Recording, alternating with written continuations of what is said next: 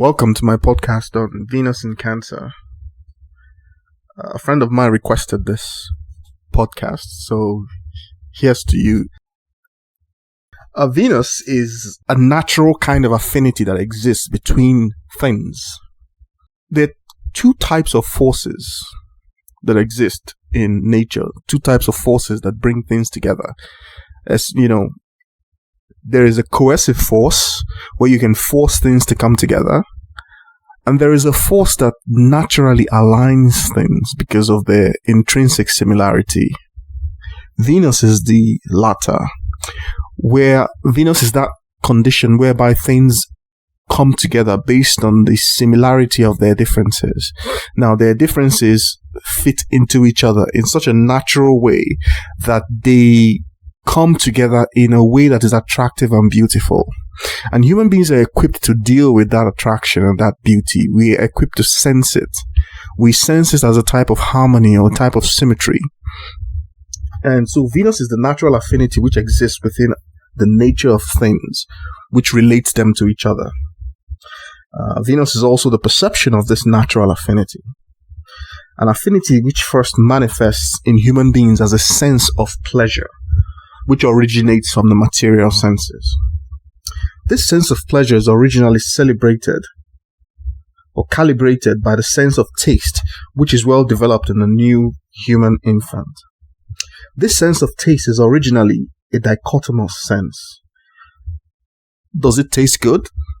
Does it not taste good? This is the simple calculus that is done by the infant with its very well developed sense of taste.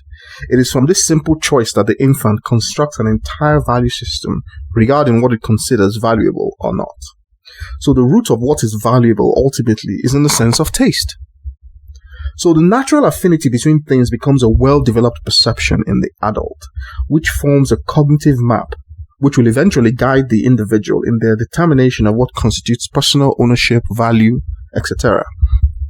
And this is very important because, people who have significant Venus placements that are not impaired, they have a well-developed sense of taste. There's something about the nature of food to them. Okay? Especially when Venus finds itself at home in Taurus or in the second house, then the individual is blessed with a well-developed sense of not just taste, but all the senses are heightened in a certain degree, giving the person a very strong coupling between what they consider to be their own internal nature and the nature of an external reality. So that they can taste better, they can hear better, they can feel better, they can smell better. And as a result of that, because of the ability to finally discriminate with the material senses, these individuals are drawn to different types of stimuli. The interesting thing about these types of stimuli is that they are drawn to that similarity within these spaces where they experience these various stimuli. They're drawn to the relationship that exists between these spaces. And that relationship, the way that it all comes together within them, it is said to be beautiful. It is said to possess some type of harmony. And so those with significant Venus placements, strong Venus placements that are not impaired, they experience this significant harmony, which they now pursue as an objective in the world. This is very important for those who have strong Venus placements because it typifies that connection to material reality, which in Venus is basically experienced as an attractive force. So they are drawn to these harmonious situations. And also when there's a disturbance or where there are aspects, strong aspects to Venus that color or modify this basic narrative, then that also shows up as impinging on the nature of how stimuli is extracted from the world. Okay, so that's how Venus basically operates in the natal chart. But wherever you find Venus in the natal chart, what it's really trying to do is to bring things together in a very natural way, in a way that does not require force, but a way that is as easy as something rolling downhill. And it happens that way because it is natural to the process. Okay? It's like gravitation, like I say, you throw something up and it naturally comes down because the action is taking place in a gravitational well. Now, if you had to force two things that don't want to come together. It's like trying to put the same poles of a magnet together. Now, in a magnet, you know that the North Pole is attracted to the South Pole and the South Pole to the North Pole. But in electrostatics, if you try to bring like charges together, then there's a natural repulsion. Okay? So you need to use force, a greater amount of force, to try to bring those things together. Now, Venus is the exact opposite of that. Venus is what naturally aligns. So when the perception that is Venus, when it acts amongst people, then people with a like-minded nature naturally bond together. So that at the end of the day, what you can describe as Venus represents a pathway or a trajectory whereby the least amount of resistance is encountered. So that Venus is the type of ease of doing things, not just the ease of doing things, but an ease of perception, whereby the route that is taken is the least difficult. And so the Venusian is constantly making these assessments of what is least difficult and what is more difficult. And this is a very simple calculus that is taking place at the close to the root of this individual and of the individual's being. And they're using that to navigate the world. First, as children, when they decide on what tastes good and what doesn't taste good. But ultimately, as adults, when they decide what constitutes personal ownership, what is mine, that relationship is the same. It never really changes. And when the Venusian finds out the scope or the calculus of what works for them when it comes to identifying what they like and what they don't like, then they shut the door on that. So that you see that the Venusian impulse is one that is formed very early in the life of individuals. And once it's formed, it becomes set in its ways. Okay? That's really what it is. So when Venus, the Venusian quality, is underexpressed, then the individual has trouble understanding what it is that they really like. They don't know which direction to go. They cannot feel it as a sense, a material sense within them. They don't know the value that they attach to their properties or what even constitutes their properties. And because of that, they have very undeveloped notions of what boundaries look like. They find it difficult to identify where they start and where they end. So that they have trouble with ownership. And as a result, they have trouble with possessions. Because they don't have that sense of this is mine and that is yours. Okay, so they easily give their stuff away because in their worldview or in their mind, it's not really their stuff. They don't know what that means. And so this is reflected in the value they attach to themselves. They don't attach any much value to themselves because that sense is missing within them, or it's underdeveloped, or it developed to a stage and then became halted for various purposes within the natal chart. And so since, like I've said, in the modern day world, most of what we consider to be Venusian today is only easily accessible through having money. Money allows you to have nice clothes, live in a nice environment, eat nice food, smell nice fragrances and all that.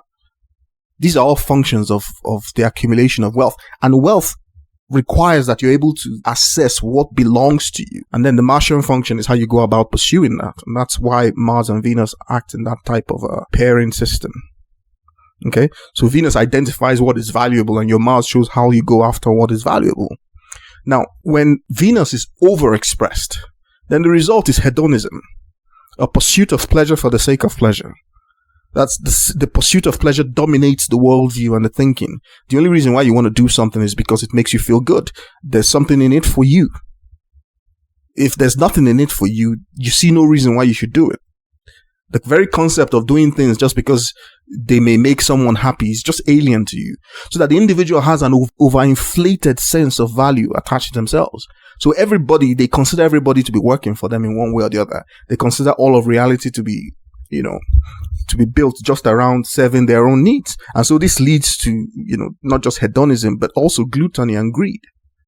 So the individual is consumed with personal possessions. They always know exactly how much they're worth, and every action they make is designed to bring about a growth in that sense of personal possession. They are very good at boundaries. because they know precisely what belongs to them, and their instinct, natural instinct, is to acquire more. If they can take yours and add it to what they have, even better for them. Okay? So in most people, you would have an under-expression or over-expression of this quality, this Venusian quality. That's just natural in a sense, because what the individual is doing is that they form an early sense regarding what this value is, this perception of value is. But life throws different challenges at this perception. Now, if the perception has been formed in a wrong way, then life will inundate you with situations where you suffer a loss of value, and you get treated as in a way that you feel that you do not deserve. That feeling that you do not deserve it is the natural place where your Venus should be, telling you that where you have placed it is wrong. It's not up to speed. That's why the feeling of, I'm not being valued properly. That's where that feeling is coming from. Now, in a sense, it could also be the reverse, where you have placed your self-value over and above where it's supposed to be. And so you can't really fit into anywhere because you don't think that any place really values you for what you truly are. And yet you cannot fit into anything. You cannot see where you are supposed to fit into to be able to extract enough value for yourself. Okay?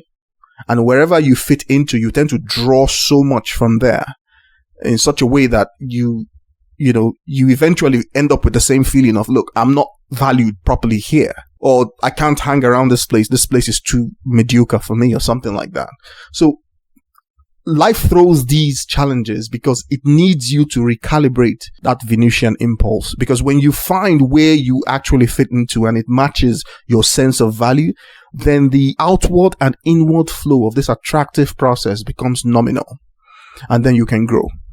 You can grow in self-worth and you can grow in possessions. But you can also have healthy boundaries, because healthy boundaries mean that you have a healthy sense of what constitutes goodness for you.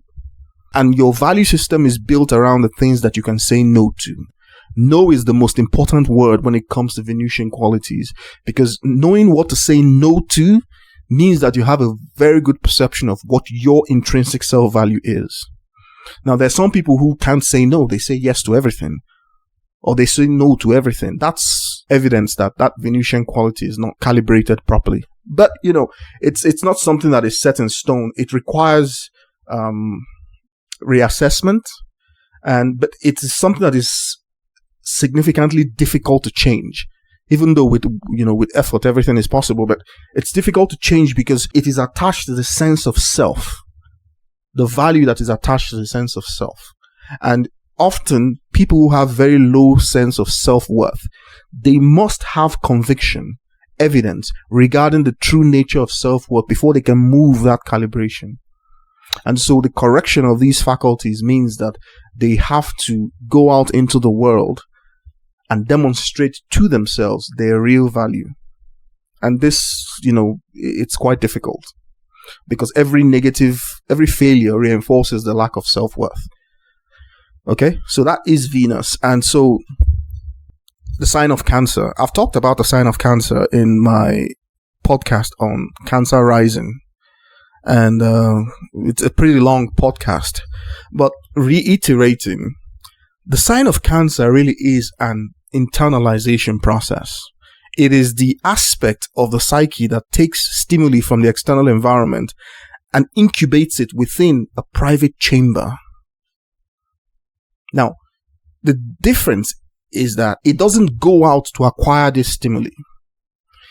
It resides in a container like a matrix and allows the stimuli to fall into it.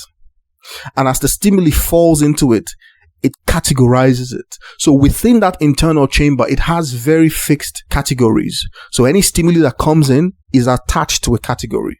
And those categories are internalized as the deepest part of the psyche.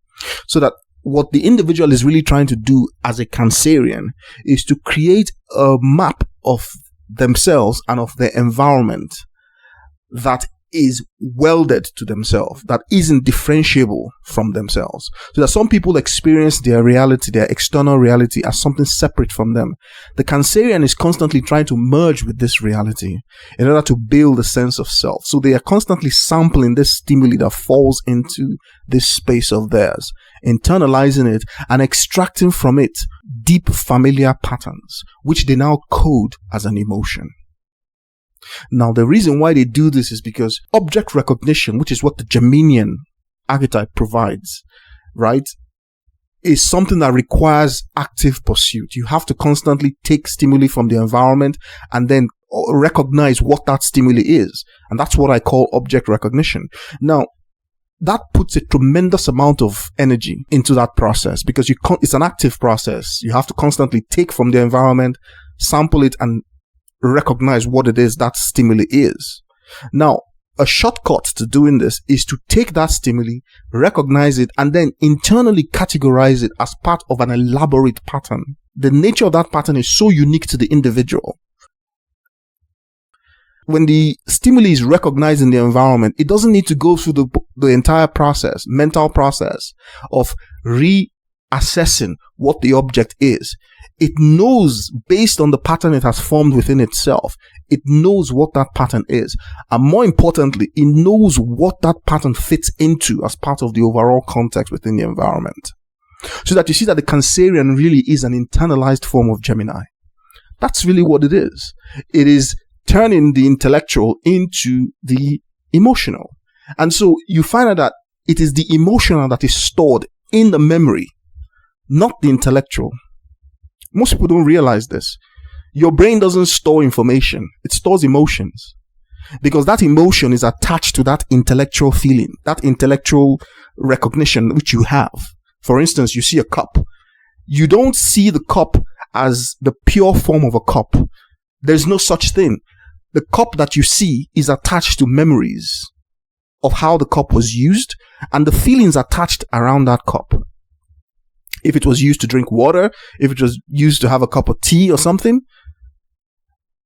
if somebody you liked used that cup, that's what is really stored as memory. And this is the Cancerian process. And the reason why nature has done this is that it is a more effective form of memory. Because nature, you're not a computer. A human being is not a computer. Your brain is not a computer. It's not interested in just the recognition of a cup. No. It wants to extract meaning. And part of the meaning-making process is the internalization process, which it uses now to bond the recognition of stimuli into the self. And this is, in essence, what the Cancerian is all about. So that the world that the Cancerian lives in is a feeling world. It's a world that comprises of memory.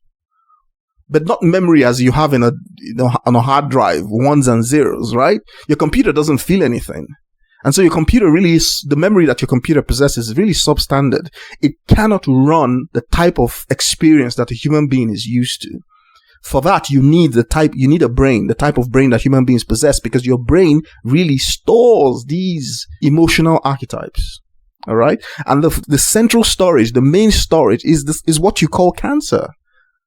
Astrologically, it's called Cancer, but I can show you exactly what it is biologically. It's in your hippocampus, in your brain. That's really what it is.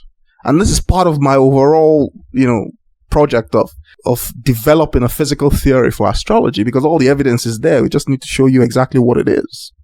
Okay? So this is how the Cancerian experiences the world. They experience the world as feelings. Okay? The internalization process is the process of familiarization. And when the way that the individual carries and conducts this familiarization process forms the bedrock of their psyche, the foundation upon which they construct what becomes an integral sense of self, especially the development and birth of the ego in Leo. Now, this familiarization process that sits within the individual has one challenge. What is the challenge? The challenge is acceptance. Because the internalization process is a categorization process, really. And the problem with categorization is that it becomes a part of you. That the categorization itself is you. So your fourth house really is showing you exactly how you categorize those kind of things. Okay? And the fourth house ruler will tell you even more, give you even more information. And that's part of synthesis. But the real issue with these categories is acceptance. And what is acceptance? Acceptance is a lack of pushback. That's really what it is. It's a lack of rejection. And the entirety of the of the sign of Cancer, what it's really designed for, is that all memories and all deep familiar patterns should fit together into one construct, no matter how much they are. That's no matter the type of memory that is formed, no matter the kind of construct that comes into that internalization process, right? It must fit into existing structures in a way whereby you cannot have a sense of rejection. You cannot have difference. You only have oneness. That is the sign of Cancer. And the way that this manifests within an individual is that every process in human experience where you find this attribute playing out is ruled by the sign of Cancer and ultimately by the moon. Okay? So everything that leads to a sense of foundation, everything that leads to a sense of familiarity, because what is the advantage of familiarity? I've already talked about computation, the reduction in computational costs. You don't have to reprocess the entire stimuli all over again looking for what the recognition pattern is. You already have it as an internalized process, and it is internalized in such a way that the stimuli leads to an explosion of meaning so that the individual is able to react intelligently in real time. That's the advantage, right? But there is also something else. It's security. Why? Because your ability to basically react with meaning in real time means that you can assess your situation faster than any logical system can do. Because not only are you aware of the logical system, you have meaning attached to it. So when something looks like red and orange, you don't need to wait to figure out if it's a tiger or not. You know that things in the forest or in the savannah or whatever, things that look red, black, and orange usually connotes danger. So that you can react to that in real time. So that the internalization process, the familiar process itself, really is a mechanism for enhancing security. So that the Cancerian is also concerned with security, emotional security, what astrology calls emotional security. But I'm explaining to you the roots, the origins of where these things come from. It's not just about believing that it leads to security. Why? Because the theme can change depending on the house position. The central theme will remain the same, but the variations of it is what happens when you have the sign of Cancer on the cusp of different houses. Okay? So apart from security, the way that human beings go about fulfilling these pressures, these internal pressures, is you want to surround yourself with the familiar. And that's how human beings understand the sense of safety. And usually the unit within which human beings acquire that sense of safety is what we call the family unit, the nuclear family unit, maybe even the extended family unit, the tribe. Because we associate familiarity with security, and we also associate security with the tribe. So that when human beings get spooked, when they get frightened, they herd, they tribe. And that's because of the repeated contact between the sense of familiarity which they feel and safety. So that when a human being finds themselves continuously exposed to danger, then you know that the sense of security will be screaming because they don't feel secure at all. And once that happens, they cannot settle into foundational patterns. They cannot stabilize in any way. The individual feels as if they're under constant threat. And once an individual feels that way, the ability to self-express in creative forms is completely damaged. So the individual cannot grow. And so growth stops at the sign of Cancer. And the ego is impaired. And so since the ego, you must have something to fill up that space. Something else populates that ego, but it is dysfunctional. And the individual ends up with a life that is very chaotic. That's exactly how these things are. This is deep synthesis. If you want to learn more about this, you need to come to my classes. I'll show you exactly how these transformations work. So that when you look at any individual, right, even without seeing their natal chart, just listen to their life story. And you can tell what is impaired, because the process of development within a human being is ubiquitous. It's basically the same for everybody. The way that your psychology is put together is essentially the same. Okay? So the type of problems that you have in life really are down to impairments within these 12 signs or archetypes and what's going on within them. Okay? Because people think sometimes you don't have money and you think your problem is money. Your problem is not money. Astrology does not code for money. Reality doesn't know anything about money. Money is a human invention. The real question is, what does money mean to you? And it means a whole lot of things to different people. It doesn't have one meaning. Money is not fundamental. And astrology only codes for fundamental constructs. So that's what we have. So that when you have Venus in the sign of Cancer, it becomes the desire to receive and accumulate all that is familiar under a single protective umbrella. That's really what it is. It becomes this instinct, really a very powerful one, to receive, but you cannot actively go out there and fetch that which is familiar. The quirkiness with Venus in the sign of Cancer is that it has to wait to receive, meaning it literally sets up a container and allows the rain to fall, so that at the end of the day, whatever water is in the container is all that it has captured. And so when Venus makes contact with the sign of Cancer, the result is growth, but a melodious, harmonious type of growth. But it's a growth that is extremely fickle because of this waiting process. The Venus in Cancer cannot go out there and actively pursue that which they want. They wait, sit, and hope and believe that all that they want will come to them. That's one of the quirkiness of the sign. But it's by design, because of the internalization process.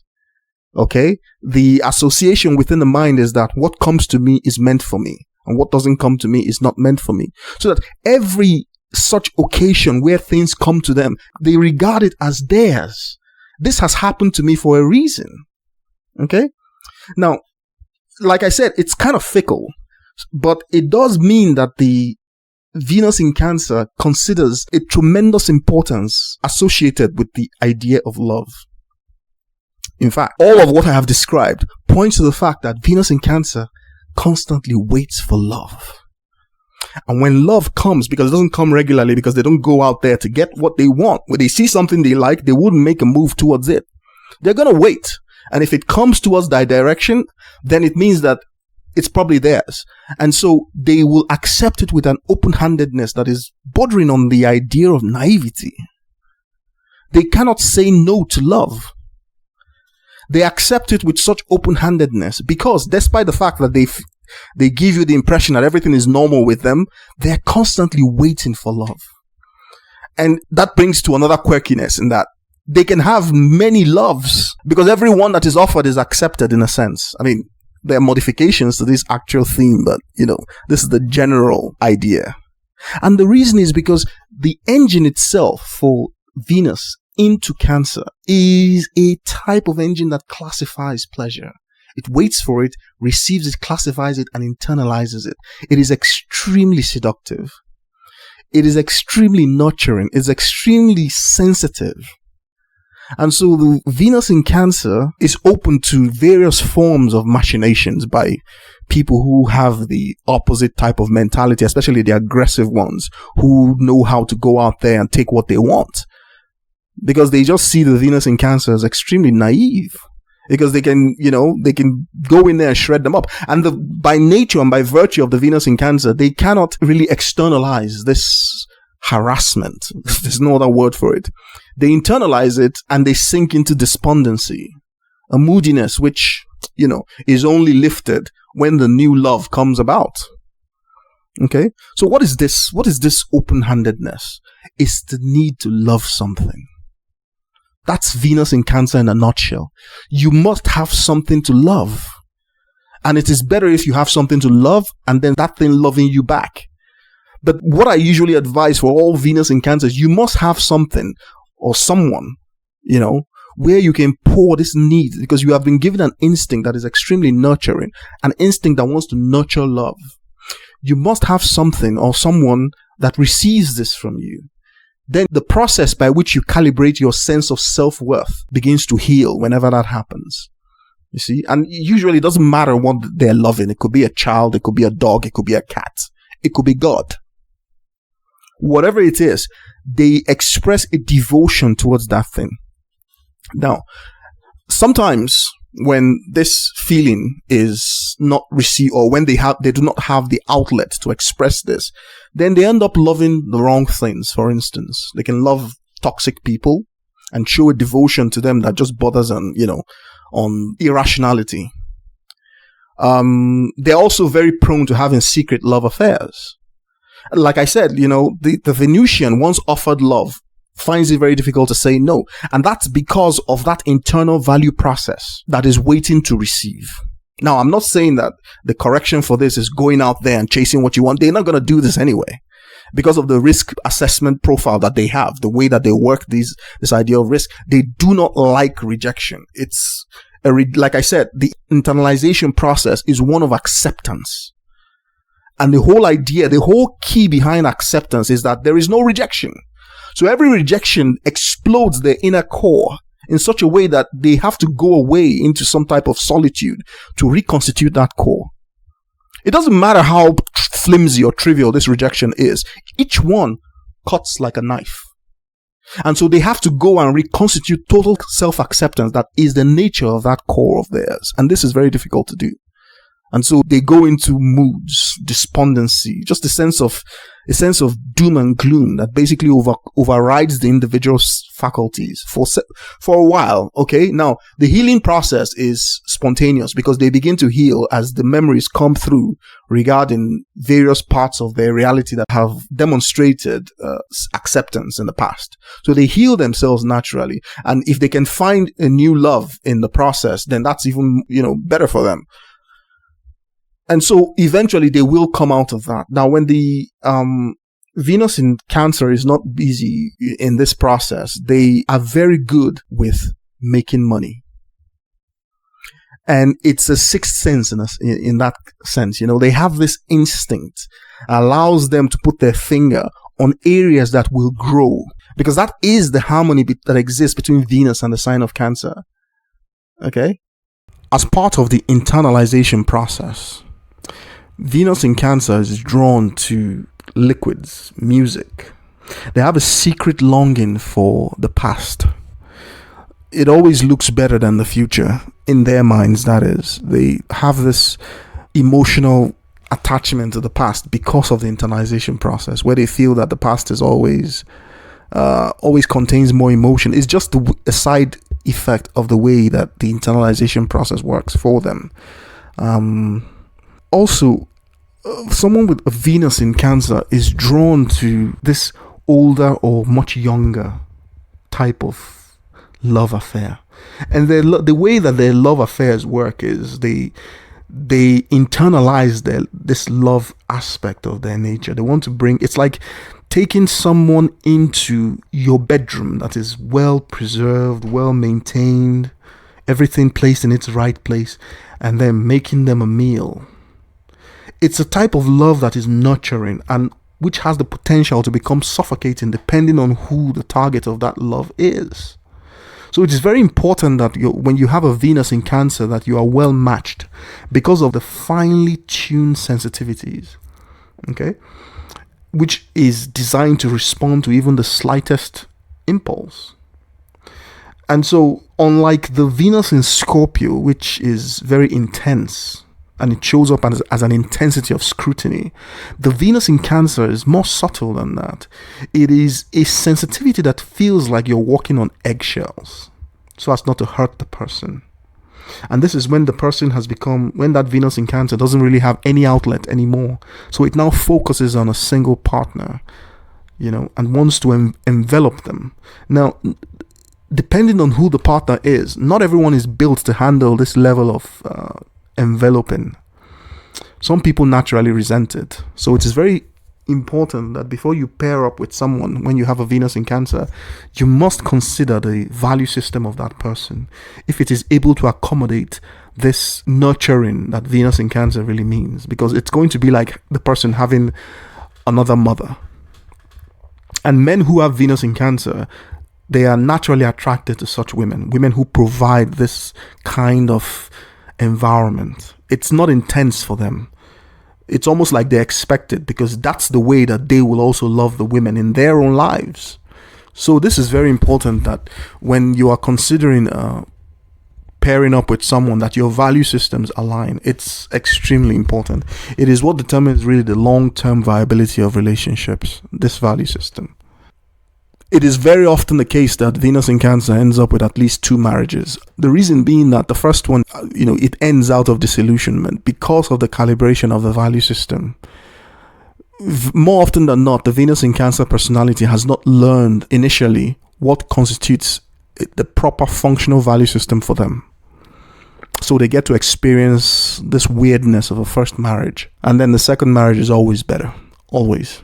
One other representation of the sign of Cancer that feeds on this internalization process, this ability to internalize and then create extreme familiarity. And I've also said that this process is what leads to emotional security. One of the representations of all of this is mother, and also the feeling of motherhood. Now, but we must remember that the archetypal form of mother is Mother Nature. It is Mother Nature that is the archetypal form of mother before we now have the physical manifestation of mother. And what happens in the sign of Cancer really is the relationship between the infant and mother, or the infant and the primary nurturer, which in most cases is very often mother. And so the relationship between infant and mother really qualifies the internalization process, because mother will become a representation for all things that feel secure and familiar. So that when things begin to go wrong, it is because this relationship is damaged, is impaired in one way or the other. And usually the natal chart will tell you the nature of this impairment. In fact, the sign of Cancer, what happens in the sign of Cancer or the fourth house, really is the root for all psychological problems in human nature. Because the dichotomy that takes place in this house is, am I accepted or am I rejected? Now, once the feeling of rejection overpowers the feeling of self-acceptance, then the individual is impaired. And usually this impairment, not necessarily a bad thing at all. And the reason why I say that is because if you want to externalize a reality, you can use this impairment, right, as part of that externalization process. Because someone who doesn't accept themselves, they will seek that acceptance as an external reality. That's really what it is. So it is a very powerful motivator for the externalization of reality. That's why whatever happens in the fourth house or in the sign of Cancer is extremely powerful. Because it is from there that convictions are generated. And the root and the foundation of personality is the nature of conviction. And that area of conviction is a container, a matrix. It's literally an arc. It's an arc of conviction.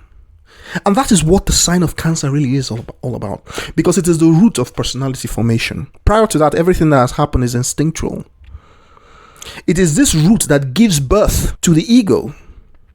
And so the character and quality of the ego is constrained by the nature of this acceptance. This is something, it's much deeper than that, because then I begin to show you how what it really is when you join my classes. Because I've just given you a hint that it's the arc of conviction, it's the arc of covenant. Because covenants are made from places of conviction. And that should open your eyes to a lot of things, depending on, how fully aware that you are. But this area, this part I'm trying to describe is really very potent. Most people don't realize how potent it is. Because one of the fundamental damages that can happen within the psyche of a developing mind is that mother rejects infant. It is the most powerful damage that can happen within a developing mind.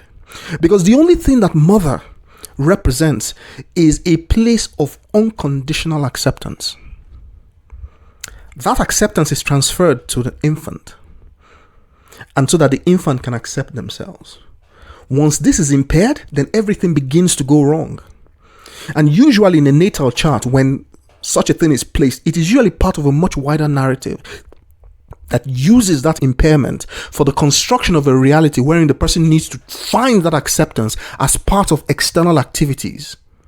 And that the individual will not be allowed to settle down into any patterned familiar behavior as long as this part of the reality is not settled. And so this is used as a very powerful motivator. In fact, when you see that within anybody's natal chart, that's big. So that the placement of Saturn in the fourth house or the placement of Saturn in the sign of Cancer is big. It's a big story. Because a typical example of what happens when individuals cannot accept themselves in the sign of Cancer, or as part of a conviction process in the 4th house, is that it opens the door for a very primitive emotion called envy. And when envy creeps in, it becomes the door that opens up to all human foibles. It is at the root of all evil. It is at the root of all ignorance. I don't like using the word evil. I prefer ignorance. Okay? Because eventually it manifests as you not being able to understand or relate to a reality supposedly external of yourself. So it shows up as the inability to have personal relationships. Because underneath it all, you are questioning your own self-worth or your own self-value. And you are feeling a sense of rejection. It's not usually a conscious thing. It is deep within the psyche. And you know what rejection is? Rejection tries to separate things. And once the feeling of rejection is internalized, the individual spends a lot of time fearing this. So you would find out that they usually reject things before it rejects them.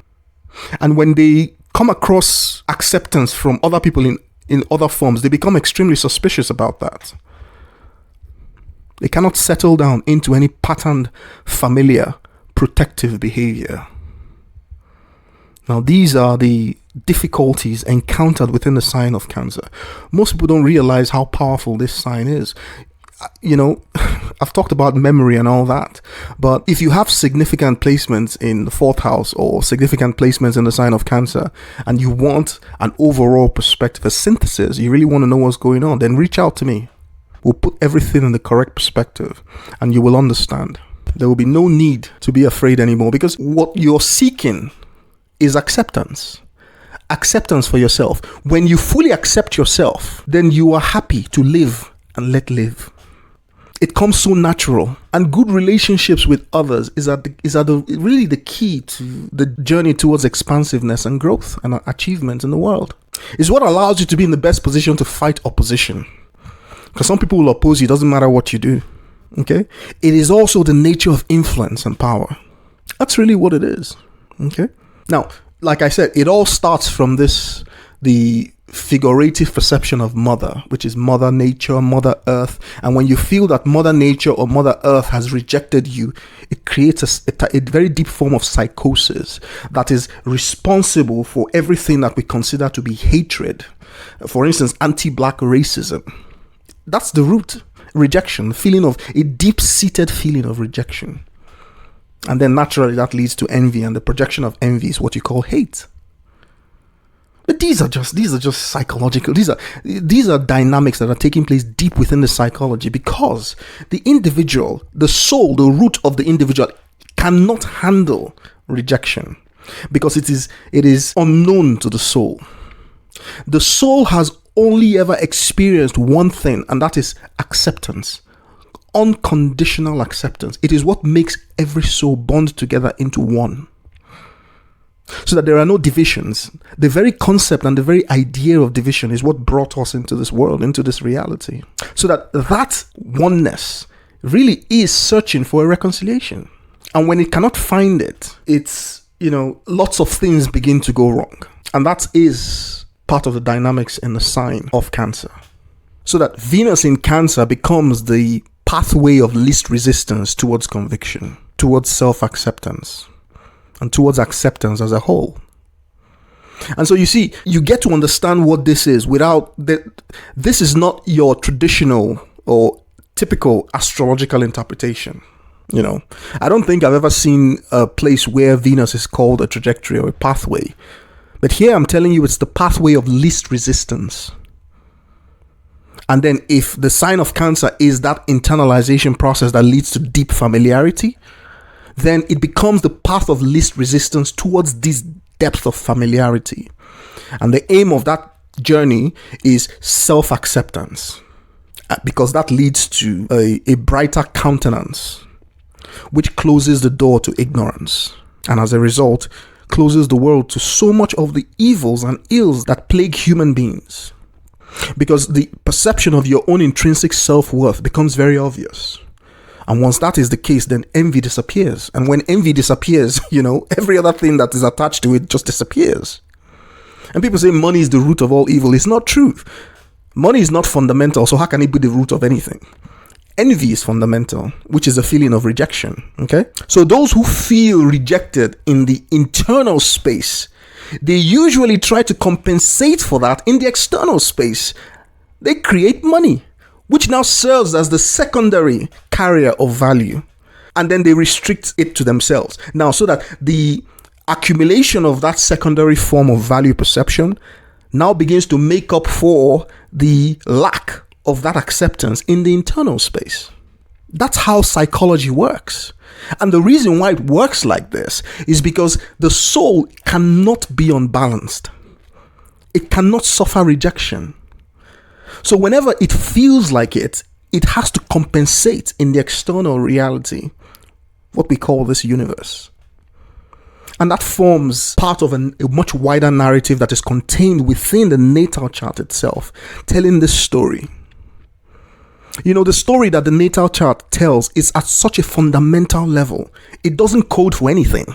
Some people say it codes for things. If you have this and this, it means you're going to have cars, you're going to be wealthy, you're going to be this. This is just, I don't know what to call this. It's a very superficial way of looking at something that is encoded much more deeply. Astrology doesn't code for things. It codes for desires, feelings, motivations, and it codes for them at such a primitive level that most of what we call human life is the implementation or the interpretation of these desires and feelings. And so what a natal chart synthesis really does for an individual, it helps you understand what is going on, what is really going on, because it ties that understanding to the manifestations in your physical reality. So you can even call that a spiritual understanding, so that when you know what's going on, then you know what the root is. You can see what is happening as a reality, as a physical reality. And if you don't like it, then you can do something about it. But you must do something about it at the root level, not at the superficial topical level. That's really what it is. Let me put it this way. Venus is the second planet from the sun. Earth is the third. Now, there's something about Venus in the sense that being the second planet from the sun. Let me use an analogy. Venus represents all even numbers, because all even numbers have this quality to them that they can all be divided by 2. Doesn't matter what the even number is, how large it is, you can always divide it by 2. And that shows a type of harmony. That's really what it is. A type of harmony that just exists, that just is. Okay? That's the harmonious nature of this Venusian placement. The ability to just, for things to collapse into one based on their internal structure and the symmetry that exists between all these things is almost like finding a pathway where you can link different things together into oneness of some kind. And this is a faculty in the mind. So it allows you to understand certain aspects of reality which you would otherwise not be able to comprehend. Like you look at a sunset, for instance, and the beauty in that sunset. Why? There's no relationship between the scattering of light by the atmosphere and the sun itself, which is a pure white color, and yourself. There's really no relation, but the relationship that exists is Venusian. It is the ability to appreciate the finer qualities of existence, where you can see a unity of some kind that exists. That unity, the harmony of it, the symmetry of it is beautiful. And that's what Venus is. And it is so powerful that when it is placed in certain signs, it moves the individual to try to express this perception. Now, when it is in Cancer, all of that beauty is found in the internal space, or what it considers to be the internal space, and the arrangements that take place within that internal space. So that the Venus in Cancer personality is really trying to internalize that sense of harmony and beauty. So anything that upsets them. And this may lead to significant digestive troubles. Whenever they are anxious, whenever they feel a sense of anxiety, they simply cannot eat. They can't hold anything down, because the internal sense of harmony, the part that is all accepting, is in turmoil. And so these are some of the most sensitive people that you will ever come across. Of course, good luck reading that from their face, because most these placements are never in isolation.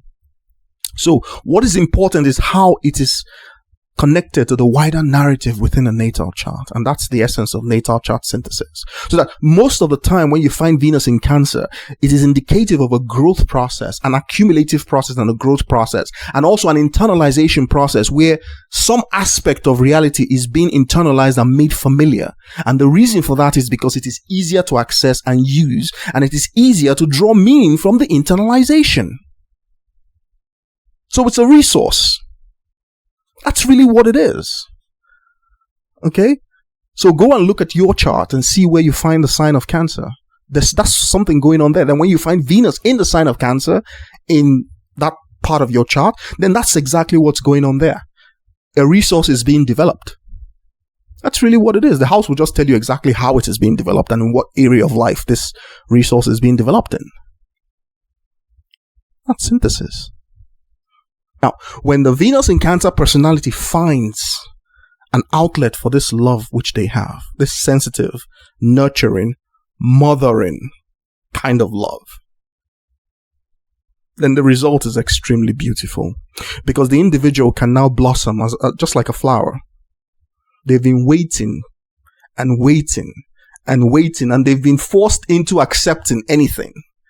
But when they find the right one, then their entire reality begins to unfold, because the Venus that is placed in Cancer simply means that Cancer, the sign of Cancer, must reproduce the effects of Venus at that degree. And that degree means something. Now, it is in that area that the individual can express a sense of Venus, a sense of pleasure, a sense of being able to enjoy life, enjoy reality. Because, there are a lot of things that happen in reality that don't make people happy. But at that point, you should be able to express a joy, not a joy really, joy is not the right word, a pleasure instinct, a comfortability instinct, where everything makes sense, in that you are able to internalize the goodness that is in reality at that point. And being able to express this is the key behind Venus in the sign of Cancer. It's I consider it to be personally one of the most important placements of Venus. But, the quirks that exist, like I said, I've mentioned earlier, is that it takes time for the calibration of the value system to work. Because we know just from the laws of probability that it's not everything that comes to you that is good for you. It just can't be. And being able to wait for something doesn't mean that when it comes, it is good. All right? There must be a slight active part in discernment, because that active part, it is the nature of the value system. And a Venus in Cancer that has learned to understand their value system, they understand that things that give them a sense of emotional security and a sense of safety, thereby minimizing their anxiety and their risk, those are the things that are for them. Things that remind you of what the idea of home should be like, because home is stability, home is familiarity, home is safety, and home is a place where you're not judged. Now, this is the idealized form or version of home. Okay? But it is this ideal form of home that the Venus in Cancer is naturally drawn to. It is what they want to replicate, first within themselves, and then as an external reality. The Venus in Cancer, when things are not going well, they may be exceedingly sensual. Like I've said, unable to say no. Because of this permissiveness, they may attract notoriety, They just get themselves involved in so many love triangles. And they hurt people. You see. But the Venus in Cancer archetype is extremely attractive to people who are disillusioned with marriage, with all forms of commitments. People who are looking for an internal space that is safe. The Venus in Cancer exudes a sense of love security. That is, not altogether accurate. But it is there. Okay? But they're extremely sensitive and kind. And when you have Venus in Cancer that has found their roots, their sense of commitment, and, the stability they're looking for, then this is one of the best placements for Venus.